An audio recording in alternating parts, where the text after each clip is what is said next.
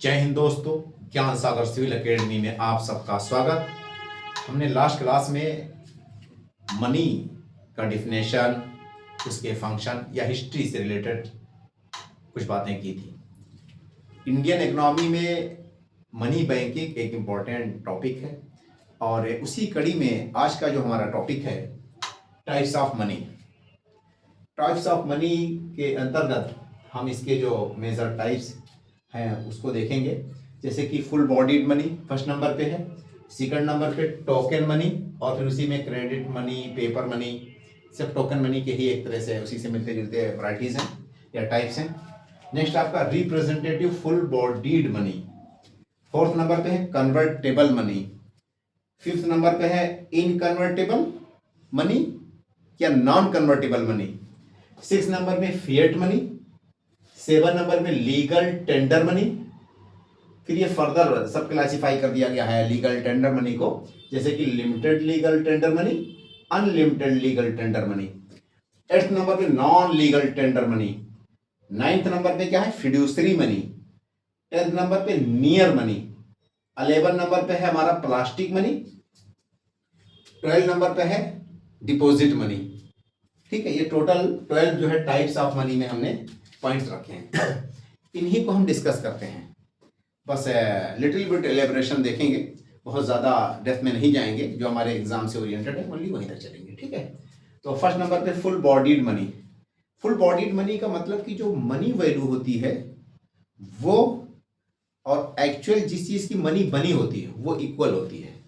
जैसे मान के चलिए पहले टाइम पे यानी कि एंशिएंट पीरियड में या मिडिवल पीरियड में आपका टोकन करेंसी यूज़ होती थी या मेटेलिक मनी यूज़ होती थी। मेटेलिक करेंसी होती थी, यानी कोई भी करेंसी वो मेटल की बनी होती थी। तो वहाँ पे फुल बॉडीड मनी का मतलब कि जो गोल्ड है, जिस चीज़ का वो सिक्का बना है उसी के इक्वल उस पे अमाउंट लिखा रहता था, यानी फेस वैल्यू। तो जो ऊपर अमाउंट लिखा रहता है उसको हम क्या कहते हैं, फेस वैल्यू। जैसे मान के चलिए ये आपका 10 रुपीज़ का कोई सिक्का है, ठीक है, तो जो इस पे 10 रुपीज़ लिखा हुआ है ये इसका फेस वैल्यू हो गया। ये सिक्का किस चीज़ का बना हुआ है, किसी मेटल का बना होगा, उसको क्या कहते हैं, मेटेलिक वैल्यू। या ये सिक्का गोल्ड का भी बना हो सकता है, सिल्वर का भी बना हो सकता है, अल्युमिनियम, चांदी, जिसका भी बना हो, तो उसको कहा जाएगा मेटेलिक वैल्यू या इंट्रिंसिक वैल्यू। इंट्रिंसिक वैल्यू मतलब मेटेलिक वैल्यू, यानी जिस चीज का सिक्का बना हुआ है।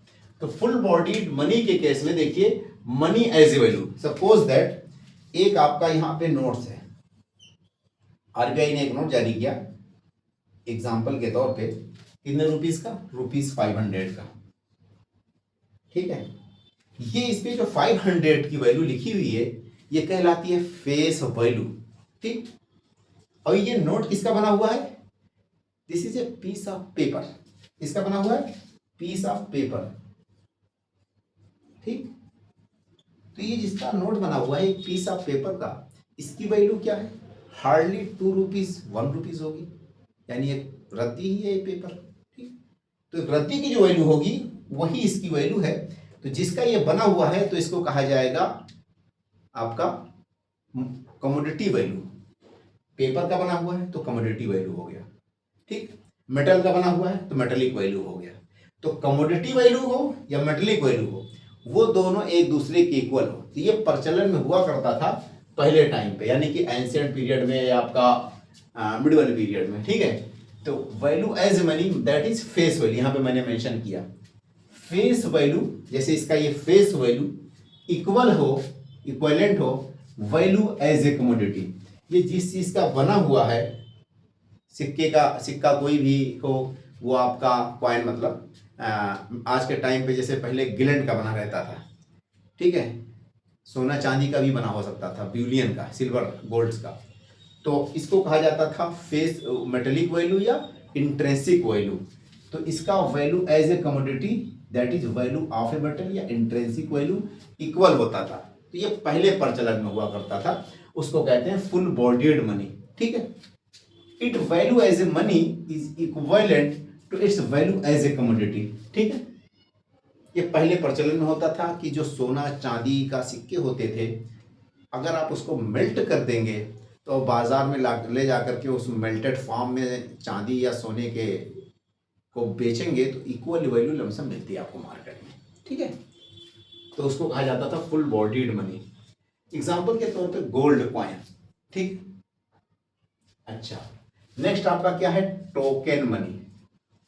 टोकन मनी का मतलब कि कोई भी करेंसी जो एक इश्यूइंग अथॉरिटी के जरिए जारी किया गया हो और उसका जो फेस वैल्यू हो वो ज़्यादा हो। जैसे देखिए ये फेस वैल्यू आरबीआई, ये मैंने लिखा ये 500 का नोट्स है।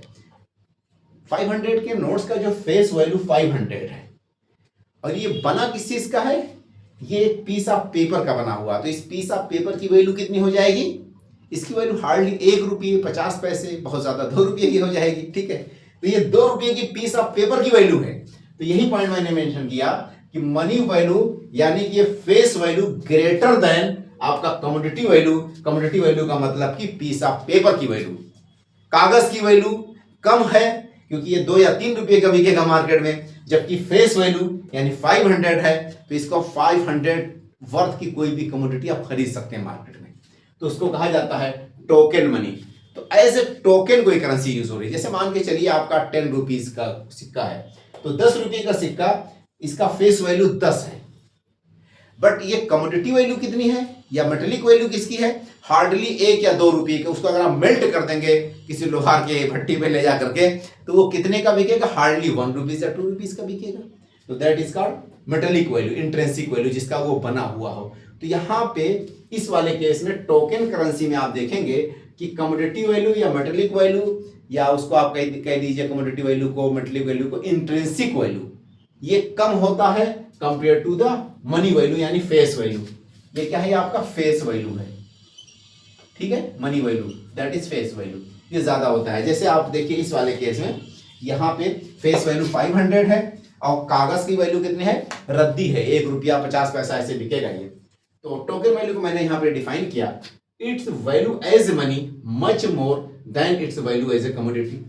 It's value as a money यानी face value is greater than commodity value. वही पॉइंट मैंने पहले मेंशन किया। नेक्स्ट पॉइंट क्या है, टोकन मनी की ही एक प्रकार है, उसी से मिलता जुलता एक टाइप है, वो कहलाता क्रेडिट मनी। क्रेडिट का मतलब क्या होता है कि जैसे देखिए आपने बैंक से लोन लिया तो क्या हुआ, क्रेडिट, ठीक है। क्या कहते हैं, क्रेडिट कार्ड बनवाया हमने, यानी बैंक से लोन ले लिया। तो क्रेडिट को क्या कह रहे हैं आप, लोन कह रहे हैं यहाँ पे, ठीक है। तो बैंक के पॉइंट ऑफ व्यू से ये क्रेडिट हो गया, यानी आप उसका उधार हो गए, लोन ले लिए। तो सपोज दैट एक बंदा बैंक के पास जाता है, अगर मैं इसको एग्जांपल के तौर पर समझा दूं यहाँ पे तो समझ में आ जाएगा। सपोज दैट कोई मिस्टर ए है, मिस्टर ए है, वो बैंक के पास गया, ठीक है, बैंक के पास गया और बैंक से उसने फरमाइश किया किस चीज की, लोन की, लोन की। बैंक ने ठीक कहा कि हम आपको लोन दे देंगे जितने भी अमाउंट का, और बैंक ने ये लोन कहां पे जमा कर दिया, अकाउंट ऑफ ए। जो भी रुपीस अमाउंट उसने लोन का डिमांड किया हो वो पैसा बैंक के, जब ए गया बैंक के पास और बैंक के पास कहा कि हमको लोन चाहिए, तो बैंक ने कहा कि आप अकाउंट खोलिए हमारे पास, हम आपको ये क्राइटेरिया है और आपको लोन दे देते हैं। तो जो बैंक ने इसको लोन दिया, इस लोन को हम कह सकते हैं यहाँ पे क्या, क्रेडिट है नहीं, ये क्रेडिट हो गया। ए के अकाउंट में पैसा जो बैंक ने ए को लोन दिया।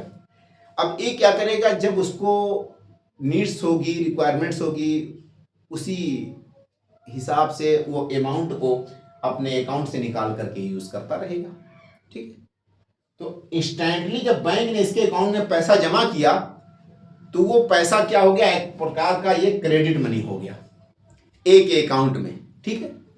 तो इसको हम क्या कह सकते हैं, क्रेडिट मनी। ये शॉर्ट टर्म के लिए डिपॉजिट हुआ ए के अकाउंट में, बट फाइनली ए तो उसको निकाल करके चाहे हार्ड कैश में या सॉफ्ट कैश में जो भी कहिए आप, उसको यूज तो करेगा। तो जब उसको निकालेगा और ट्रांजैक्शन स्टार्ट करना करेगा तो वो दूसरी मनी में कन्वर्ट हो जाएगा।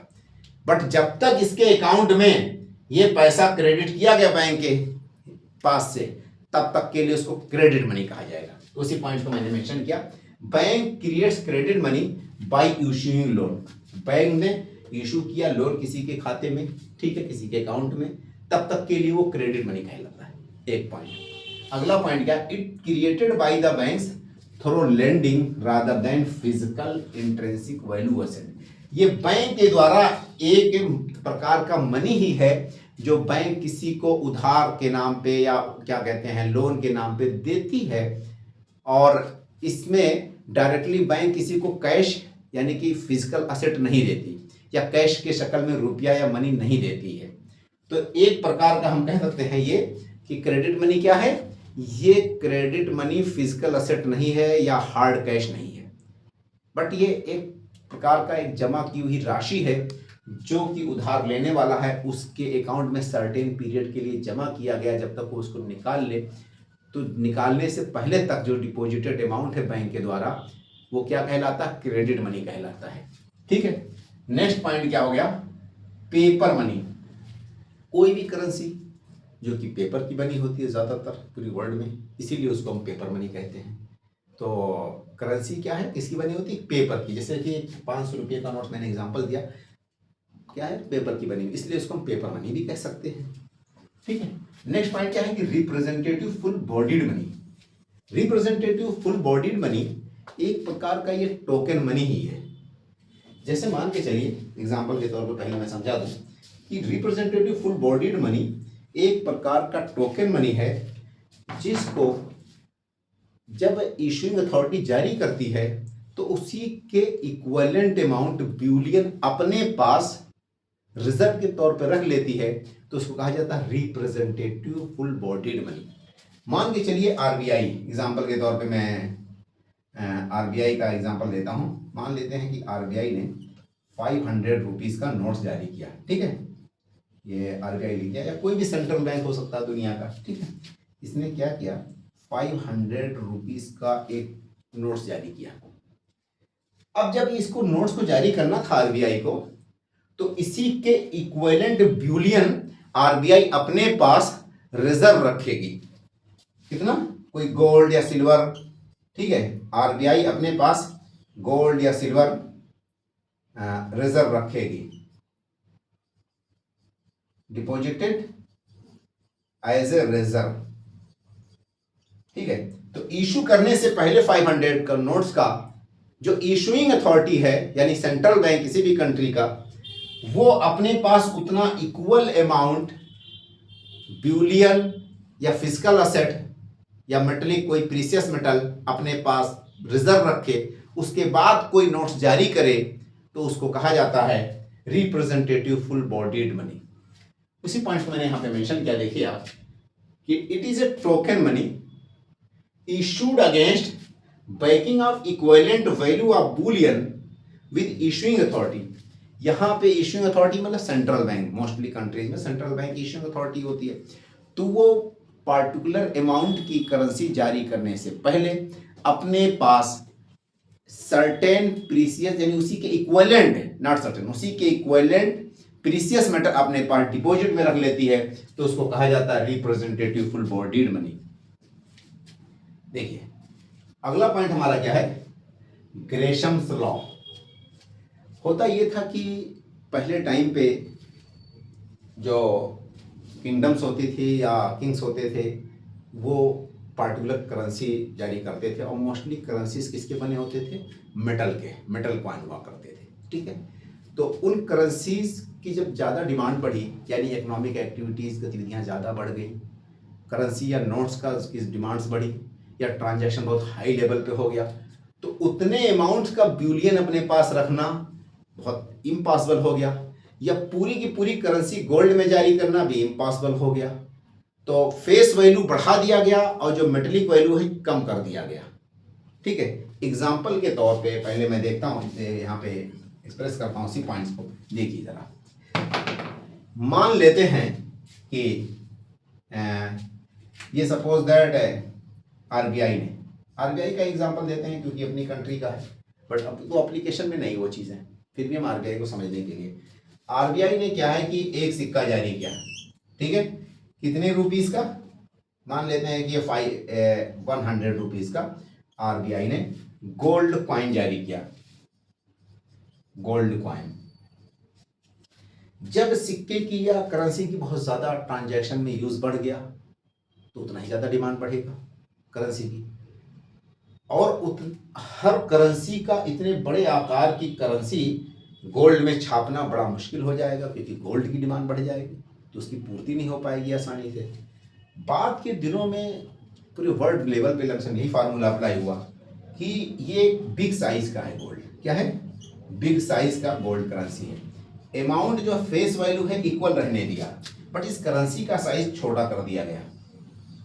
ठीक है, ये भी गोल्ड का बना है, ये भी गोल्ड का बना हुआ था, दोनों गोल्ड कॉइन है, बट ये बिग साइज का है, ये स्मॉल साइज का है, स्मॉल साइज का है। फेस वैल्यू इसकी भी 100 है, फेस वैल्यू इसकी 100 है। अब सोचिए जरा, जो कंज्यूमर है या कस्टमर है वो इसको यूज करेगा या इसको यूज करेगा? इसका मेटलिक वैल्यू ज्यादा है, इसका मेटलिक वैल्यू कम है, क्योंकि ये छोटे कम इसमें गोल्ड का खपत हुआ होगा बनाने में, और इसका गोल्ड ज्यादा लगा होगा इसको बनाने में। ठीक, तो जो कंज्यूमर है वो ट्रांजैक्शन के लिए इन कॉइन को प्रीफर किया। ठीक है, इस तरह के कॉइन को प्रीफर फॉर ट्रांजैक्शन। क्यों प्रीफर किया? क्योंकि ये बैड मनी है एक्चुअल में, और ये गुड मनी है। क्योंकि अगर इसको मेल्ट किया जाएगा तो इक्वल अमाउंट का सोना आप ले जाके मार्केट में बेच सकते हैं, बट इसमें तो गोल्ड का कम जो है यूज हुआ है, तो छोटी करेंसी है, बट फेस वैल्यू इक्वल है मार्केट में, उतना ही अमाउंट वर्थ मिलना चाहिए इसका भी। तो इसको कहा गया ये बैड मनी, और ये क्या है? Good money.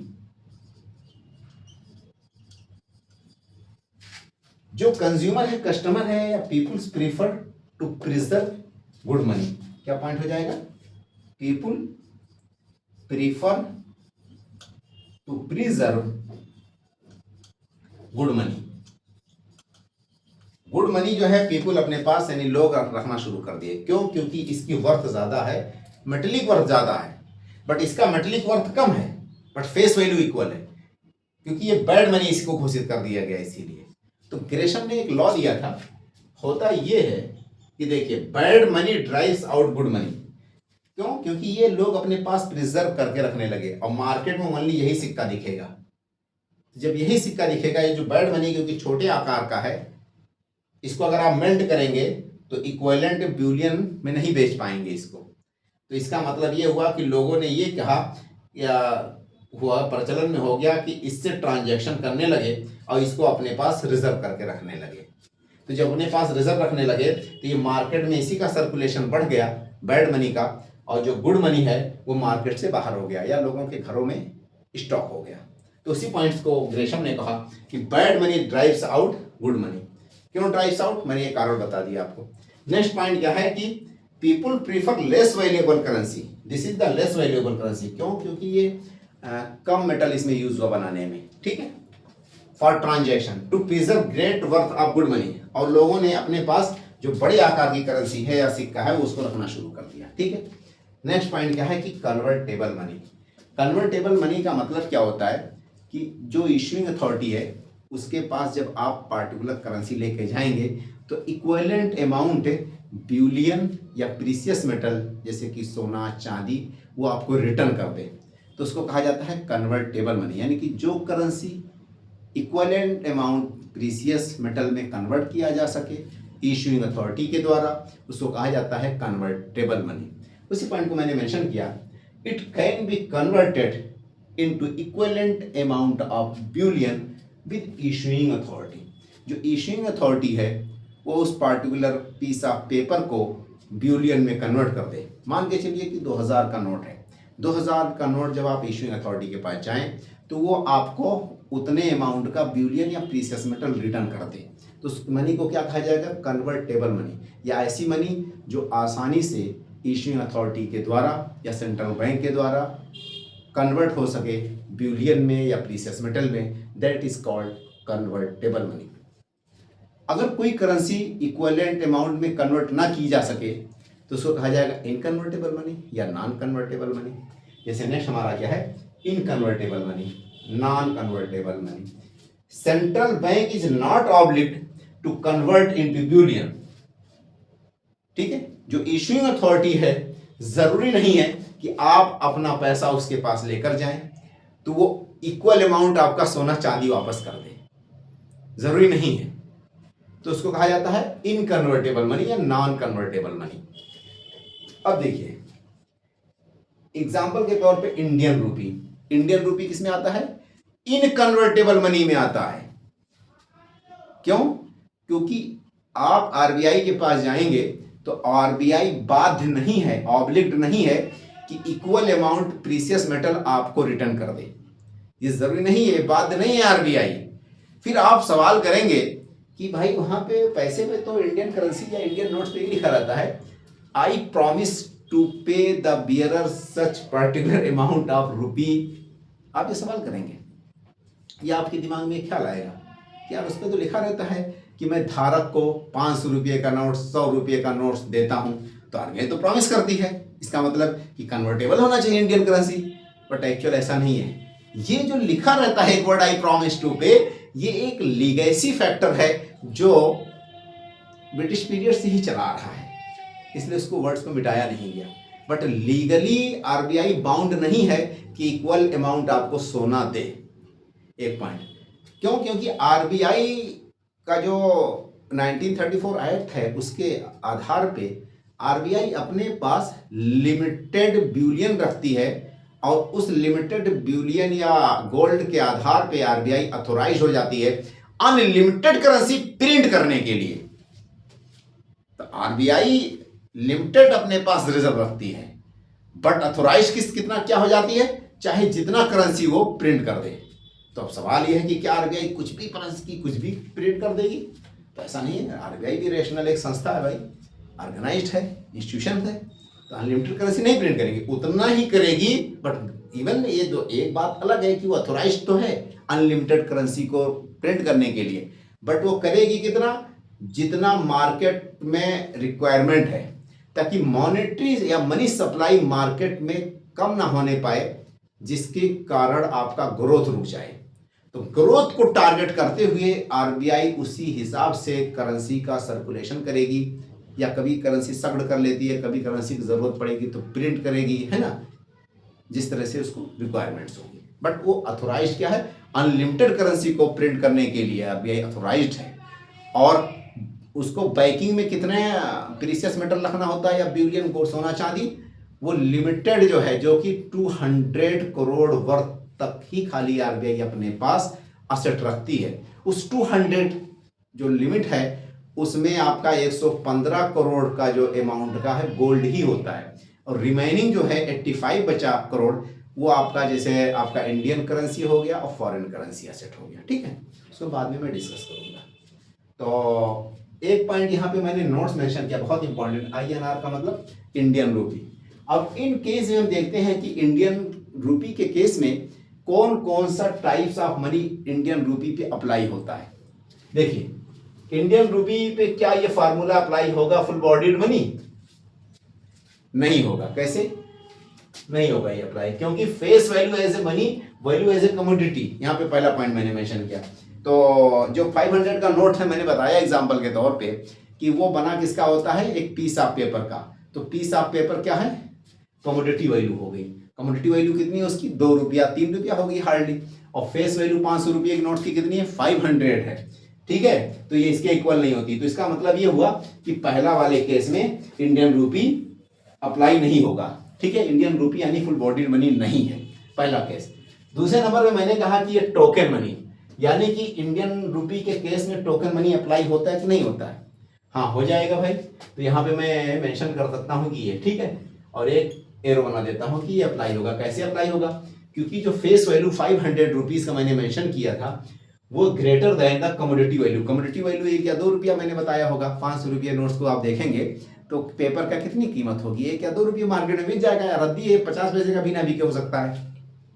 ठीक है, जैसे कि जब डिमोनेटाइजेशन हुआ था तो डिमोनेटाइजेशन के बाद जो 1000 नोट्स थे गांधीयन सीरीज के, या 500 ओल्ड वाले गांधीयन सीरीज जो नोट थे, वो आपका 8 नवंबर 2016 में उनको वापस ले लिया गया था गवर्नमेंट के द्वारा, और उनका जो है सर्कुलेशन रोक दिया गया था और उनकी वैल्यू जो है वर्थ खत्म हो गई थी। तो वो पीस ऑफ पेपर क्या था, एक तरह से रद्दी था, ठीक है, क्योंकि उससे आप कोई चीज़ बेच और खरीद नहीं सकते। तो इसीलिए टोकन मनी भी इंडियन के केस में अप्लाई होता है, क्योंकि मनी वैल्यू यानी फेस वैल्यू ग्रेटर देन है, जैसे 500 नोट का मैंने एग्जांपल दिया पीस ऑफ पेपर के वैल्यू के मुकाबले। अगला क्या है कि क्रेडिट मनी, ये भी फार्मूला इंडिया के केस में अप्लाई होगा, क्रेडिट मनी, क्योंकि जो इशूइंग यानी बैंक जो है लोन इशू करती है तो सर्टेन पीरियड के लिए जो उधार धारक है, उधार लेने वाला है, उसके अकाउंट में जमा रहता है, तब तक के अमाउंट को क्रेडिट मनी कहा जाता है, ठीक है। तो ये आपका जो है क्रेडिट मनी के भी केस में अप्लाई होगा। इंडियन रूपी जो है एक प्रकार का वो पेपर का ही बना होता है मोस्टली, तो यहाँ पे भी अप्लाई हो जाएगा आपका। रिप्रेजेंटेटिव फुल बॉडीड मनी, तो इंडिया की जो करेंसी है क्या रिप्रेजेंटेटिव फुल बॉडीड मनी है? नहीं, क्योंकि यहाँ पे इक्वल अमाउंट जो है गोल्ड आपको रिजर्व करना होगा आरबीआई या सेंट्रल बैंक को, जब भी वो पार्टिकुलर अमाउंट का कैश या मनी जो है इशू करेगी। तो मान के चलिए आरबीआई ने 500 का नोट जारी किया या 2000 का नोट जारी किया, तो आरबीआई ने क्या इक्वल अमाउंट का सोना अपने पास रखा? नहीं, आरबीआई तो लिमिटेड रिजर्व रखती है ना, और लिमिटेड रिजर्व कितना है? 200 करोड़ का वर्थ ही खाली रखती है, और उसके एवज में अनलिमिटेड करेंसी प्रिंट करने की अथोराइज हो जाती है। इसीलिए ये फार्मूला आरबीआई के केस में अप्लाई नहीं होगा। नेक्स्ट पॉइंट क्या है कि कन्वर्टेबल मनी, ठीक है, क्या रूपी को आप कन्वर्ट कर सकते हैं ब्यूलियन में, गोल्ड्स में? नहीं कर सकते, क्योंकि आरबीआई के पास अगर आप जाएंगे और कहेंगे कि ये ले लो 500 रुपये का जो है हमारे पास 100 नोट है और इतना अमाउंट का सोना हमको दे दो, तो आरबीआई नहीं एक्सेप्ट करेगी। तो इसका मतलब कि इस वाले फार्मूले में भी हम देखेंगे तो यहाँ पे भी इनकन्वर्टेबल यानी कि कन्वर्टेबल मनी रूपी नहीं है, ठीक है, क्योंकि आप उसको ब्यूलियन में कन्वर्ट नहीं कर सकते। तो आप कहोगे कि यार उस पर तो आई पे टू आई प्रॉमिस टू पे वो लिखा रहता है, तो आरबीआई कहेगी कि जस्ट ये लीगेसी फैक्टर है जो लिखते हुए मतलब चला आ रहा है, बट हम इसके लिए ऑब्लिगेट नहीं है कि जो आपको इक्वल अमाउंट ब्यूलियन या आपका सोना चांदी रिटर्न करें। अच्छा, इनकन्वर्टेबल, हाँ ये है आपका रूपी जो है इनकन्वर्टेबल है। क्यों इनकन्वर्टेबल है?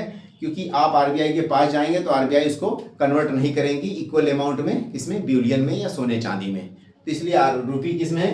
इनकन्वर्टेबल में आएगा। तो अब देखिए रूपी के केस में कौन कौन सा फार्मूला अप्लाई हो रहा है, तो रूपी टोकन मनी भी हो गया आपका, क्रेडिट मनी भी आ सकता है, यहाँ पे पेपर मनी भी आ सकता है, और उसके अलावा इनकन्वर्टेबल मनी। इसका मतलब कि दूसरा और पांचवा केस ही खाली रूपी के केस में अप्लाई हो रहा है, ठीक है। एक पॉइंट मैंने यहाँ पे मेंशन किया कि आरबीआई हैज लिमिटेड गोल्ड या bullion and can print unlimited money, ठीक है। अच्छा, फिएट मनी, फिएट मनी का मतलब क्या होता है? जैसे देखिए एग्जांपल के तौर पे, जब मिडिवल पीरियड में करेंसी का सर्कुलेशन बहुत ज़्यादा बढ़ गया, इकोनॉमिक गतिविधियां बहुत पीक पे हो गई, मनी की डिमांड बढ़ी, हर बंदे के पास मनी का सर्कुलेशन हो गया, तो ऐसे सिचुएशन में जो इशूइंग अथॉरिटी या सेंट्रल बैंक थी उसने जो है बहुत ज़्यादा मनी को प्रिंट करना स्टार्ट कर दिया। सपोज दैट ये मान के चलें कि ये इंडिया के है, हम एग्जांपल ले लेते हैं, ये 500 का नोट्स है, क्या है ये? आरबीआई यहाँ लिख दें, और ये रुपीज़ क्या है? 500 का है। 500 रुपीज़ आरबीआई ने जारी किया, तो आरबीआई अगर इसके एवज में, इसके बदले बैकिंग के तौर पे इक्वल अमाउंट सोना या चांदी अपने पास रखती, तो क्या कहलाता है ये फिएट मनी नहीं कहलाता। यानी जो मनी जारी की गई उसी के इक्वल फिजिकल असेट अपने पास न रखा जाए तो उसको कहा जाता है फिएट मनी, और फिजिकल असेट के बदले क्या रखा जाए? गवर्नमेंट का ऑर्डर के द्वारा उसको बैक किया जाए। तो यहां पे issuing authority backed by order या प्रॉमिस, ऑर्डर और प्रॉमिस। कहने का मतलब ये है कि जो इशूइंग अथॉरिटी है वो फिजिकल असेट, जैसे कि आपका यहाँ पे देखेंगे ये आपका रिप्रेजेंटेटिव फुल बॉडीड मनी में ये फिजिकल असेट यानी गोल्ड या सोना अपने पास रखती थी। इस वाले केस में गोल्ड सोने के बदले एक ऑर्डर होता है, एक प्रॉमिस होता है इशूइंग अथॉरिटी का या गवर्नमेंट का, ठीक है। और उस अथॉरिटी या इशूइंग अथॉरिटी का जो ऑर्डर होता है, गारंटी होती है, उसी के आधार पे ये करेंसी सर्कुलेशन में आ जाती है, तो पब्लिक में एक ट्रस्ट डेवलप हो जाता है। तो ऐसी करेंसीज को फिएट मनी कहते हैं। फिएट मनी का मतलब कि currency issued against the banking of government order. वो सिक्का, वो करेंसी जो कि गवर्नमेंट्स के ऑर्डर के आधार पे बैकिंग के तौर पे इशू किया जाए, उसके बैकिंग में कोई फिजिकल असेट जैसे सोना चांदी ना रखा जाए, तो ऐसे मनी को फिएट मनी कहते हैं। जैसे मोहम्मद बिन तुगलक ने जो सिक्का जारी किया, उसका जो है फेस वैल्यू ज़्यादा था और वो इक्वल होता था ब्रास और कॉपर कॉइन किसके, गोल्ड और सोने और चांदी के सिक्के के। तो उसने पब्लिक से वादा किया था, प्रॉमिस किया था या ऑर्डर दिया था कि इसके इक्वल ये चलेगा।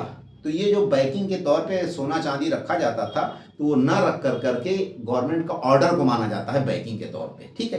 तो ऐसे करेंसी को क्या कहा जाता है, फिएट मनी। उसी पॉइंट को मैंने मेंशन किया, government certified the specific piece of paper is money, ठीक है। Number 1, it serve as a money on the order of government.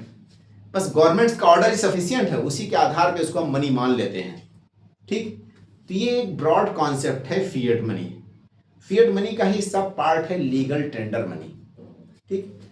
Governments का ऑर्डर ही एक तरह से बैकिंग का काम करता है। जरूरी नहीं कि इक्विवेलेंट अमाउंट फिजिकल असेट आपके पास रखा जाए इश्यूइंग अथॉरिटी के द्वारा, ठीक है। बस ऑर्डर ही पे पब्लिक का ट्रस्ट डेवलप हो जाता है और मनी सर्कुलेशन में चलती रहती है। ये फिएट मनी कहलाता है। दुनिया की सारी करेंसीज उस पार्टिकुलर कंट्री में फिएट मनी ही होती हैं। तो all currencies of any country come under the fiat money. तो currency of any country that is the fiat money, ठीक है। क्यों? क्योंकि उस गवर्नमेंट के ऑर्डर के आधार पे ही उसको जारी किया जाता है और बहुत कम कंट्रीज ऐसी होती हैं कि जो इक्विवेलेंट अमाउंट जो है फिजिकल असेट यानी सोना चांदी अपने पास रखती हो, ठीक है। इसलिए उसको फिएट मनी कहते हैं। नेक्स्ट आपका legal tender money. Legal tender का मनी का मतलब कि वो करेंसी या वो मनी जिसको एक्सेप्ट करना कंपलसरी है, it is bound to accept, it is obligatory to accept, ठीक है, ऑन ट्रांजैक्शन। जब भी आप ट्रांजैक्शन करेंगे, जब पेमेंट करेंगे, तो सामने वाले को उस पार्टिकुलर करेंसी को एक्सेप्ट करना कंपलसरी है। अगर वो एक्सेप्ट नहीं करता है तो वो पेनलाइज हो सकता है, यानी उसको पनिशमेंट मिल सकती है। तो उसको कहा जाता है लीगल टेंडर मनी, ठीक। लीगल टेंडर मनी को मैंने मेंशन किया, it is compulsory to accept, it is legal obligation to accept, ठीक है, on transaction. Legal tender money दो प्रकार के हो सकते हैं, limited legal tender money, unlimited legal tender money. Unlimited legal tender money का मतलब कि कितना भी अमाउंट हो वो एक्सेप्ट करना कंपलसरी है जब भी कोई चीज परचेज या सेल होगा, तो उसको कहा जाता है अनलिमिटेड लीगल टेंडर मनी, ठीक। और लिमिटेड का मतलब एक सर्टेन अमाउंट ही एक्सेप्ट किया जा सकता है पेमेंट के टाइम पे, तो उसको कहा जाएगा लिमिटेड लीगल टेंडर मनी। यहां पे मैंने मेंशन किया limited legal tender money, it is compulsory to accept a certain limit, ठीक है। एक सर्टेन लिमिट तक ही अमाउंट्स को एक्सेप्ट किया जा सकता है और उसके बियॉन्ड होगा तो उसके ऊपर है, ठीक है, कि वो एक्सेप्ट करे या ना करे, ठीक। अब जैसे देखिए इंडियन करेंसी के केस में देखें तो जो क्वाइनेज एक्ट 2011 है, क्वाइनेज एक्ट 2011 के अनुसार 50 पैसे का जो सिक्का है वो लिमिटेड लीगल टेंडर मनी है, यानी कि शॉपकीपर ओनली 10 रुपये के अमाउंट तक ही एक्सेप्ट कर सकता है। वो बाध्य है, बाउंड है, ऑब्लिगेटरी है कि ओनली 10 रुपीज के अमाउंट तक ही 50 पैसे के क्वाइन को एक्सेप्ट करे। उससे बियॉन्ड अगर आप कोई चीज उसको पेमेंट करते हैं 50 पैसे के क्वाइन से, तो वो बाध्य नहीं है, उसके ऊपर वॉलंटरली है, चाहे तो एक्सेप्ट कर ले चाहे तो रिजेक्ट कर दे, बट वो पनिशेबल ऑफेंस में नहीं आएगा, ठीक। तो limited legal tender money India के केस में अगर हम देखें तो जो क्वाइंस होते हैं उस पर अप्लाई होता है। और क्वाइंस में नंबर 1 पे एग्जांपल मैंने दिया, 50 पैसे का जो क्वाइन है वो लिमिटेड लीगल टेंडर मनी के अंतर्गत है। और जो शॉपकीपर है वो 10 रुपये का अमाउंट ही एक्सेप्ट करने के लिए बाध्य है, उसके बियॉन्ड अमाउंट एक्सेप्ट करने के लिए वो बाध्य नहीं है। उसी पॉइंट में मैंने मेंशन किया कि 50 पैसे coin, payment up to 10 rupees, number 1। Number दूसरे पे देखिए, कॉइन्स की अगर बात करें तो 1 रुपये से कॉइन स्टार्ट होता है और 10-20 रुपीज तक के कॉइन चलते हैं इंडिया में, ठीक है। तो 1 रुपये का कॉइन या उसके एबव डिनोमिनेशन के जो भी कॉइन्स हैं उनका पेमेंट आप शॉपकीपर्स को बाध्य कर सकते हैं 1000 रुपीज तक। 1000 रुपीज से ज्यादा अगर आप पेमेंट करते हैं 1 रुपये के कॉइन से, 2 रुपये के कॉइन से, 5 रुपये के कॉइन से, 10 रुपीज, 20 रुपीज, ठीक है, इतने कॉइन सर्कुलेशन में इंडिया में। तो इन कॉइन से अगर आप 1000 से ज्यादा अमाउंट का पेमेंट करते हैं तो शॉपकीपर बाध्य नहीं है, बाउंड नहीं है कि उसको एक्सेप्ट करे, उसकी मर्जी कर ले वॉलंटरली, चाहे तो रिजेक्ट कर दे। अगर वो रिजेक्ट करता है तो आप उसको पेनलाइज नहीं कर सकते या कोर्ट में केस उसके खिलाफ नहीं कर सकते। क्यों? क्योंकि 1000 रुपीज तक ही एक्सेप्ट करने के लिए वो बाउंड है। तो ऐसी कंडीशन में मैंने कहा कि लिमिटेड लीगल टेंडर मनी, यहां पे 2 एग्जांपल दिया कि 1 रुपये का coin and above denomination coin up to 1000, ठीक है, 1000 तक खाली एक्सेप्ट करने के लिए शॉपकीपर बाध्य है। Unlimited legal tender money, unlimited payment can be made all notes में आप देखिए 1 रुपये का नोट भी हो गया, वो भी अनलिमिटेड में है। यहां पे कॉइन अलग चीज है, नोट्स अलग है, दोनों को फर्क करिए। दूसरे नंबर पे आपका 2 रुपये का नोट्स हो गया, 5 रुपये का नोट्स है, 10 रुपये का नोट है, 20 रुपये, 50 रुपये, 100 रुपये, 5 रुपये। ये नोट्स पार्टिकुलर पहले 2000 भी था, उसको आरबीआई ने रीबैक कर लिया, वापस ले लिया, ठीक है। तो जितने भी नोट्स हैं सारे नोट्स इसमें इंक्लूड हैं, 1 रुपये इंक्लूडिंग। उन नोट्स को आप पेमेंट आप अनलिमिटेड कर सकते हैं। अगर वो रिजेक्ट करता है, शॉपकीपर एक्सेप्ट नहीं करता है, तो आप उसके खिलाफ केस कर सकते हैं, ठीक है। That is legal tender money में क्या है, अनलिमिटेड लीगल टेंडर मनी दूसरे टाइप का। एक है आपका non legal tender money. Non legal tender money का मतलब नॉट कंपल्सरी टू एक्सेप्ट, यानी शॉपकीपर को आपने पेमेंट दिया तो जरूरी नहीं कि उस पेमेंट्स को वो एक्सेप्ट करे। नॉन लीगल टेंडर मनी जो है ये ऑप्शनल मनी भी कहलाता है। एग्जाम्पल के तौर पे बिटकॉइन है, तो बिटकॉइन इंडिया में अगर आप पेमेंट करते हैं उसके द्वारा तो जरूरी नहीं कि शॉपकीपर उसको एक्सेप्ट कर ले, तो ये क्या कहलाएगा, non legal tender money. India की जो बॉर्डरिंग एरियाज हैं, जैसे कि नेपाल बॉर्डर है, तो वहां पे नेपाली करेंसीज में भी लोग पेमेंट करते हैं, तो उसको मुहरू कहते हैं। तो अगर आप नेपाली करेंसीज में पेमेंट करें वहां पे शॉपकीपर को, तो शॉपकीपर के ऊपर ऑप्शनल है, चाहे तो उसको एक्सेप्ट करे चाहे रिजेक्ट कर दे, ठीक है।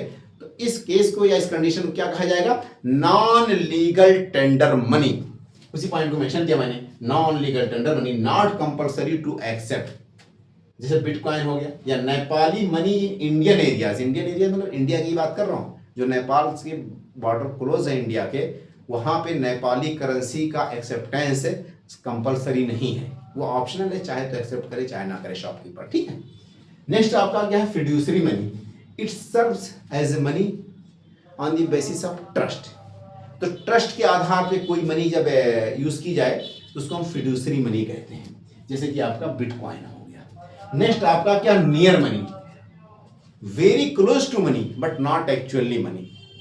कुछ मनी ऐसे होते हैं कि जो मनी के तौर पे यूज होते हैं बट वो एक्चुअली मनी नहीं होते हैं, मतलब कि highly liquid asset that can be converted easily into the cash, that is called near money. तो हाईली लिक्विड असेट या financial asset like cheque, demand draft, bond और आपका पोस्टल ऑर्डर, तो ये क्या है, हाईली लिक्विड एसेट है।